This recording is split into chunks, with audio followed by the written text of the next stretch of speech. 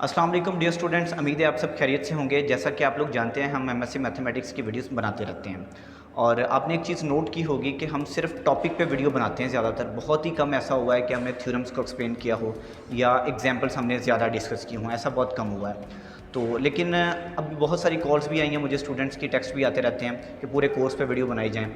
हमारे पाकिस्तान में ऐसे बहुत से स्टूडेंट हैं जो कि यूनिवर्सिटीज़ के खर्चे अफोर्ड नहीं कर सकते, तो वो अपने तौर पे एमएससी का एडमिशन भेजते हैं, जैसे कि पंजाब यूनिवर्सिटी हो गई या सरगोदा यूनिवर्सिटी। तो वो घर बैठ के पढ़ते हैं, तो उनको प्रॉब्लम आती है क्योंकि वो कंसेप्ट नहीं क्लियर होते और वो प्रिपेयर नहीं कर पाते अच्छे से। तो हमने प्लान किया है कि उनके लिए हम वीडियोज़ बनाएँ। तो अब जितने भी उनके सब्जेक्ट एमएससी में हैं, इंशाल्लाह उन सारे सब्जेक्ट्स पे हम वीडियोज़ बनाएंगे और कंप्लीट वीडियोज़ बनाएंगे ताकि वो अपना पेपर अटैम्प्ट कर सकें।